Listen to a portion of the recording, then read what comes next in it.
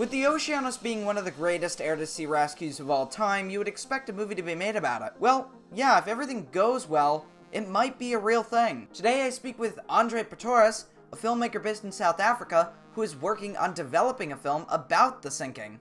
Alright, so here we are with André, and I want to ask you a couple of questions. We've talked extensively in the past about Oceanos, but I want the audience to get a feel for who you are and what you're doing. So, who are you, and what are you doing with Oceanos? Well, André Pretorius, and I am from South Africa. I'm a filmmaker, and I'm currently busy constructing and writing a story about the Oceanos to make in a feature film.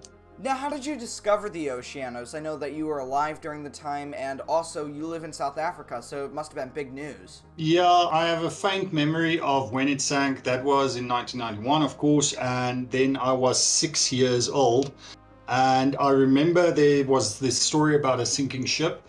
Didn't remember much at that stage, but then later on, several times, I either saw either an article or a documentary on Oceanos. Several years ago, there was a documentary again, and I decided, no, okay, this story is really cool, and I want to tell a story of this in film format, and I never gotten around to it because there's always something else, and I just thought of this would be a cool movie, this would be a cool story to tell. It was sometime about a year or two ago, and again, Oceanos reunion came up, and I saw it again, and I said, okay, no, I need to take action now before it's too late.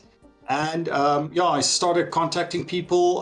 Moss Hills was the first person I actually contacted. I said to myself, okay, let's try and contact this Moss person. And if he doesn't answer, that might be a sign.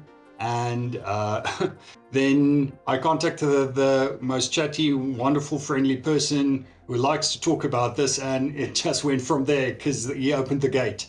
So yeah, I've seen the progress so far, and there's been some ups and downs, of course, with getting information, but where are you right now? I'm compiling information of all the interviews I've done so far, and it's quite a lot.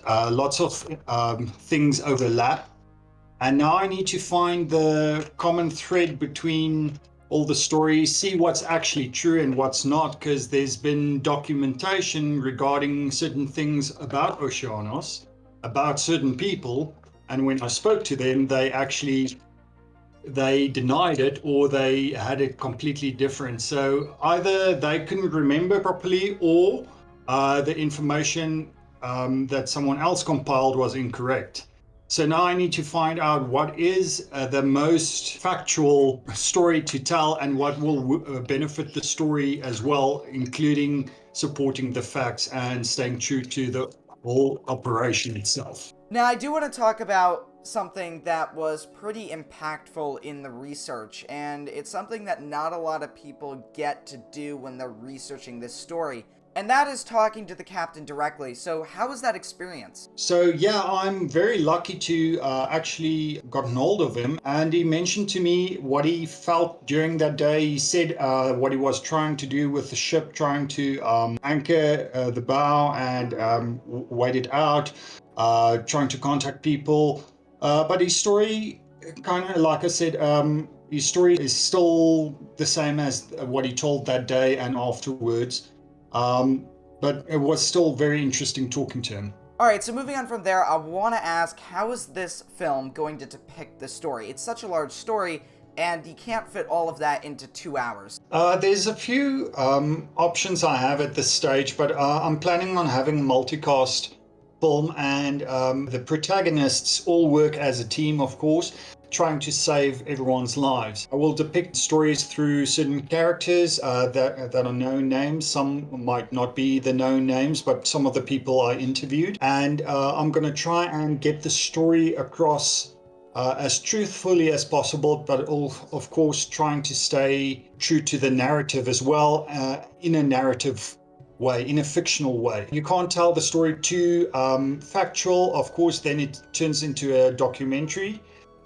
Or you can't go too wide and just start making things up and not stay true to the nature of the story, of course. So it's a fine balancing act that I need to do, but I'm planning on trying to get as many voices in this as possible. So one last question before I let you go. I want to ask, where is the status of this film right now? Because I know it's sort of in the early stages, and is there a script? Is there a screenplay? What's going on? It is in development. I am currently working on the structure of the story, getting all the events in and merging it with the narrative, merging it with the message behind the film. It's not just a disaster film, but of course, what is the story? What do we need to learn out of this?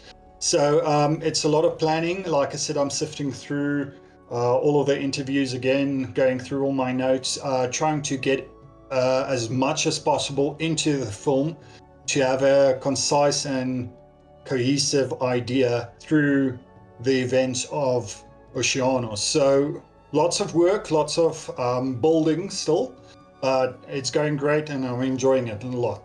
So yeah, very exciting. I want to thank André for taking the time to do this interview, and I am very excited to see how this project continues. So yeah, if you guys have enjoyed this, make sure to leave a like and a comment, and I'll see you next time, guys. Goodbye.